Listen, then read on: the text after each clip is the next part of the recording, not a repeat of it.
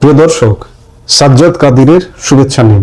এই মুহূর্তে আপনাদের সামনে কথা বলতে এসেছি। আওয়ামী লীগ ফেরার তোড়জোড় শুরু হয়ে গেছে। নির্বাচনের পর কেন খুলছে আওয়ামী লীগের অফিস? পর্দার আড়ালে কি ঘটছে?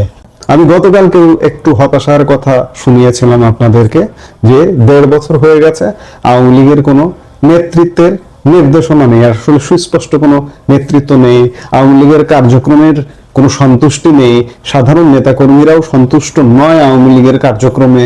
হতাশার কথা বলেছিলাম। এমনকি আওয়ামী লীগ প্রধান শেখ হাসিনা কি দিশা দেবে দিশাহারা আওয়ামী লীগকে, কিংবা তার পুত্র সজীবের জয় এখনো পর্যন্ত আওয়ামী লীগের সাংগঠনিক কেউ নন, কিন্তু তিনি কখনো কখনো কোথাও কোথাও বেফাঁস মন্তব্য করছেন আওয়ামী লীগের নেতৃত্ব নিয়ে, বিশেষ করে তার মাকে নিয়ে। তার মন্তব্য, তার ইন্টারভিউ আরেকটু সংযত হওয়া আমরা প্রত্যাশা করি বাংলাদেশের ক্ষুদ্র নাগরিক হিসেবে। আওয়ামী লীগ যে ফিরবে, আওয়ামী লীগ যে ফিরছে, এই ফেরার তোড়জোড় চারিদিকে শোনা যাচ্ছে। আমি ব্যক্তিগতভাবে অনেক জায়গায় খোঁজ নিয়েছি, বাংলাদেশের অনেক জেলায়, যে আওয়ামী লীগ নেতা কর্মীরা পালিয়েছিলেন, যারা বিদেশেও যেতে পারেননি। হয়তো এক জেলা থেকে, এক পঞ্চগড়ের মানুষ হয়তো সাতক্ষীরায় গিয়ে আছেন, কিংবা সাতক্ষীরার মানুষ ঠাকুরগাঁয়ে গিয়ে আছেন। তারা আস্তে আস্তে নিজ জেলায় বা নিজ উপজেলায় ফিরতে শুরু করেছেন, এটি আসার কথা। আর আপনারা কয়েকদিন যাবত তো দেখছেনই যে আওয়ামী লীগের কার্যালয় একের পর এক খুলছে, একদিকে খুলছে, আবার কিছু অনাকাঙ্ক্ষিত ঘটনাও ঘটছে। এগুলি আসলে আওয়ামী লীগ ফেরার একটা বার্তা। হতাশার কিছু নেই, কারণ এই যে নতুন একটি সরকার গঠিত হলো, নির্বাচনটা একটা অবৈধ নির্বাচন। অবৈধ নির্বাচন এই অর্থে, বাংলাদেশের রাজনীতিতে মূলত দুটি পক্ষ, একটি আওয়ামী লীগ, একটি বিএনপি। আওয়ামী লীগকে অবৈধভাবে নির্বাচন থেকে বাইরে রাখা হয়েছে, কাজেই স্বাভাবিকভাবে ক্ষমতায় কে যাবে? বিএনপি ফাঁকা ফিল্ডে গোল দিবে, ফাঁকা ফিল্ডে গোল দিয়েছে। আজকে ফাঁকা ফিল্ডে গোল দিয়ে তারেক রহমান ক্ষমতার যে মসনদটায় বসেছে, যে সিটটায় বসেছে, সেই সিটটা কিন্তু হট সিট, উত্তপ্ত সিট, জ্বলন্ত উনুনের সিট। আপনি যদি বলেন যে এই যে রুটি পরোটা ভাজে, এটাকে কি বলে? তাওয়া। তাওয়ার মধ্যে বসে আছেন তারেক রহমান। এই বসা কিন্তু আরামের বসা নয়, এই বসা কিন্তু পুড়ে যাওয়ার বসা। কয়েকদিন মাত্র শপথ হলো, দেখুন, অপেক্ষা করুন কি ঘটে। নানা কারণে, নানা সূচকে এই সরকার খুব বেশি দিন লাস্টিং করবে না।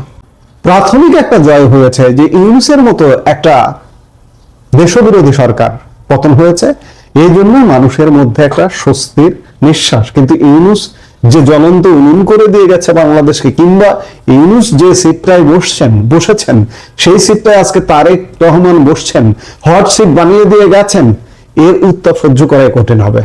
আমি ধরে নিলাম যে তারেক রহমানের সদিচ্ছা থাকবে, তিনি সৎভাবে কাজ করবার চেষ্টা করবেন, অতীতের কলঙ্ক মুছে দিয়ে। কিন্তু তারপরেও সিস্টেমের কারণে, প্রকৃতিগত কারণে তিনি ফেল করবেন। ফেল করবার জন্য প্রতি পদক্ষেপে ইউনূস গর্ত খুঁড়ে রেখে গেছেন। আর এই গর্তগুলোই আওয়ামী লীগের ফেরার জন্য, আওয়ামী লীগের সহ একটা আগামী নির্বাচন হওয়ার জন্য একটা প্রেক্ষাপট তৈরি হয়ে আছে বা হবে। ত্রয়োদশ জাতীয় সংসদ নির্বাচন শেষ হতে না হতে দেশের বিভিন্ন প্রান্ত থেকে আসছে চমকপ্রদ খবর যে আওয়ামী লীগ নিষিদ্ধ করা হয়েছিল, যাদের কেন্দ্রীয় কার্যালয় ছিল জনমানবহীন, তারাই কি তবে ফিরছে? পঞ্চগড় থেকে চাঁদপুর কিংবা ধানমন্ডি হঠাৎ কেন আওয়ামী লীগ কর্মীরা তালা খুলছেন কার্যালয়ের? এটা কি কোনো গোপন সমঝোতা, নাকি শেখ হাসিনার বিশেষ কোনো বার্তা? 2024 সালের আগস্টে তথাকথিত গণ অভ্যুত্থানের পর শেখ হাসিনা সরকারের পতন ঘটে। ইউনূসের নেতৃত্বে অন্তর্বর্তী সরকার ক্ষমতা গ্রহণের পর 2025 সালের মে মাসে আওয়ামী লীগ ও তার অঙ্গ সংগঠনগুলোর কর্মকাণ্ড নিষিদ্ধ ঘোষণা করে। প্রজ্ঞাপনে স্পষ্ট বলা ছিল, আন্তর্জাতিক অপরাধ ট্রাইব্যুনালে বিচার শেষ না হওয়া পর্যন্ত কোনো মিছিল, সভা বা প্রচারণা চালানো যাবে না। এই আন্তর্জাতিক অপরাধ ট্রাইব্যুনালটা কে বা কারা দখল করেছে? জামাত। এর বিচারক থেকে শুরু করে, এর প্রসিকিউটর থেকে শুরু করে প্রত্যেকে জামাতি। এরা, এই যে আজকে যারা ট্রাইব্যুনালটা দখল করেছে, তারা মানবতা বিরোধী অপরাধ যে ছিল, জামাতের যে যুদ্ধাপরাধীদের বিচার ছিল, সেই বিচারে যুদ্ধাপরাধীদের পক্ষের আইনজীবী বা আইনি সহায়তাকারী কোনো না কোনো ভাবে যুক্ত ছিল। তারা 2024-এর ক্ষমতার পর, পরিবর্তনের পর রাতারাতি আন্তর্জাতিক অপরাধ ট্রাইব্যুনাল দখল করে। এবং আন্তর্জাতিক অপরাধ ট্রাইব্যুনালটা হচ্ছে 1971 সালের মানবতা বিরোধী অপরাধীদের বিচার করবার জন্য। কিন্তু এই ট্রাইব্যুনালটাকে অধ্যাদেশের মাধ্যমে পরিবর্তন করে 2024-এর সন্ত্রাসী কর্মকাণ্ড, নিজেরা সন্ত্রাসী কর্মকাণ্ড করেছে ষড়যন্ত্রমূলকভাবে, সেই সরকারের উপর দায় চাপিয়ে দিয়েছে, দিয়ে একটা প্রহসনের নাটকীয় বিচার। আজকে এই জায়গাতে একটা কথা বলতে চাই যে এই যে একটা প্রহসনের বিচার হচ্ছে, জামাতের মতো জঙ্গি গোষ্ঠী রাষ্ট্রীয় ক্ষমতায় না আসাতে বাংলাদেশ তো বেঁচে গেছে, আরেকটি যে প্রহসনের বিচারে যাদের বিচার হচ্ছে তাদেরকে অন্যায়ভাবে এরা ফাঁসিতেও ঝুলিয়ে দিত এই জামাতেরা, সেটা থেকেও আল্লাহ, স্বয়ং আল্লাহ বাঁচিয়ে দিয়েছে। আসলে রাখে আল্লাহ, মারে কে? এই ট্রাইব্যুনালের ভবিষ্যৎ অন্ধকার, জামাতে ট্রাইব্যুনালের। আওয়ামী লীগ ক্ষমতায় আসা আগেই বিএনপি ক্ষমতায় এসছে, তো বিএনপি এই ট্রাইব্যুনালের ভবিষ্যৎ অন্ধকার করে দেবে জামাতিদের, কারণ বিএনপি জানে যে এরা কারা। 2026-এর ফেব্রুয়ারিতে এসে চিত্রটা বদলে যাচ্ছে। নির্বাচন কমিশন ত্রয়োদশ জাতীয় সংসদ নির্বাচনের তারিখ ঘোষণার পর থেকে আওয়ামী লীগের, তৃণমূলের কর্মীরা নড়ে চড়ে বসেছে। যদিও তারা নির্বাচনে অংশ নিতে পারেনি, কিন্তু ভোট শেষ হতেই তারা আবার কার্যালয়মুখী হচ্ছে। আওয়ামী লীগের কেন্দ্রীয় যুগ্ম সাধারণ সম্পাদক আফম বাহাউদ্দিন নাসিম সম্প্রতি বিবিসি বাংলাকে একটি গুরুত্বপূর্ণ কথা বলেছেন। তার মতে কার্যালয়গুলো বাজেয়াপ্ত করা হয়নি, তাই সেখানে যাওয়ার কোনো আইনি বাধা নেই। নাসিম দাবি করছেন এখানে কোনো গোপন সমঝোতা নেই, এটি তৃণমূলের কর্মীদের স্বতঃস্ফূর্ত আবেগ। তিনি আশা করছেন নির্বাচিত সরকারের অধীনে পরিস্থিতি স্বাভাবিক হবে।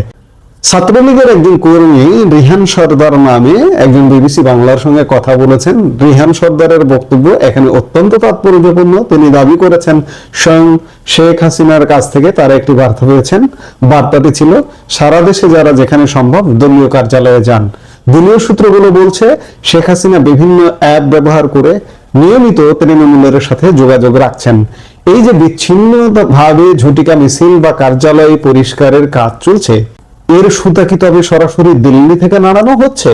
এটি কি দলের অস্তিত্ব টিকিয়ে রাখার এক ধরনের মনস্তাত্ত্বিক লড়াই? সবচেয়ে আলোচিত ঘটনাটি ঘটেছে গত নির্বাচনের পরের দিন পঞ্চগড়ে। সেখানে বিএনপির সদর উপজেলা সভাপতির উপস্থিতিতে আওয়ামী লীগের কার্যালয় খোলা ভিডিও ভাইরাল হয়েছে। যদিও ওই বিএনপি নেতা পরে দাবি করেছেন তিনি জানতেন না এটি আওয়ামী লীগের অফিস, কিন্তু সাধারণ মানুষের মনে প্রশ্ন জেগেছে, তলে তলে কি কোনো সমঝোতা হচ্ছে?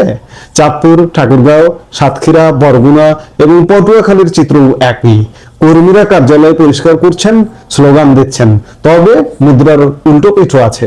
ময়মনসিংহের তারাকান্দায় কার্যালয় খোলার পরপরই বৈষম্য বিরোধী ছাত্র আন্দোলন ও এনসিপি কর্মীরা সেখানে পাল্টা হামলা চালিয়েছে, অর্থাৎ মাঠ পর্যায়ে উত্তেজনাও এখন তুঙ্গে।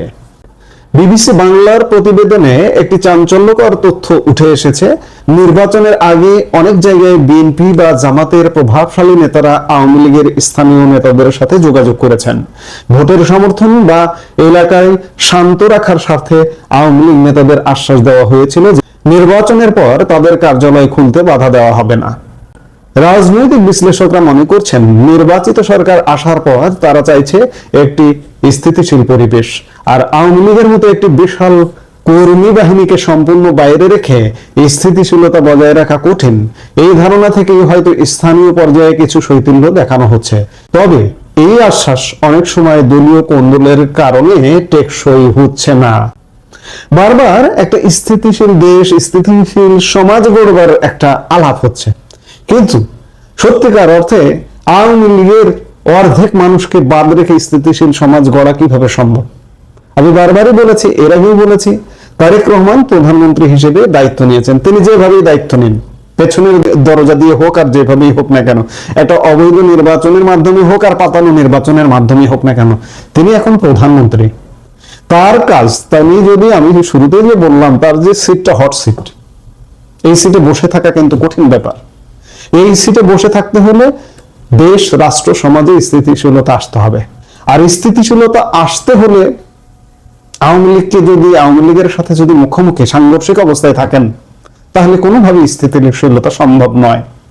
সেনাবাহিনী উঠে যাচ্ছে এই মাসেই, এই কয়েকদিন পরে 28 ফেব্রুয়ারি থেকে পুরোপুরি। শুধুমাত্র পুলিশ, আইন শৃঙ্খলা বাহিনীকে আওয়ামী লীগকে ঠেকিয়ে রাখতে পারবে?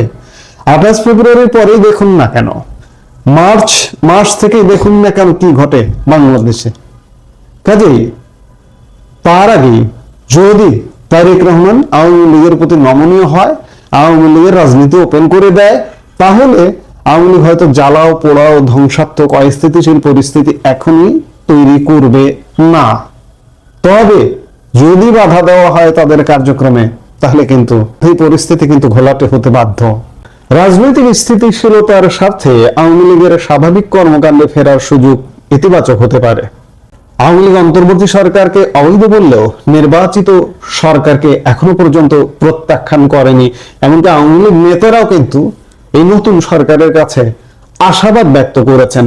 স্বয়ং প্রধানমন্ত্রী শেখ হাসিনাও এক সাক্ষাৎকারে বলেছিলেন তারেক রহমান প্রধানমন্ত্রী হওয়ার আগেই যে আওয়ামী লীগের উপর তিনি নিষেধাজ্ঞা উঠিয়ে নেবেন, কিংবা অন্যান্য নেতারাও কিন্তু তেমনটা বলছেন। এখনো পর্যন্ত প্রত্যাখ্যান করবার মতো ঘটনা ঘটেনি।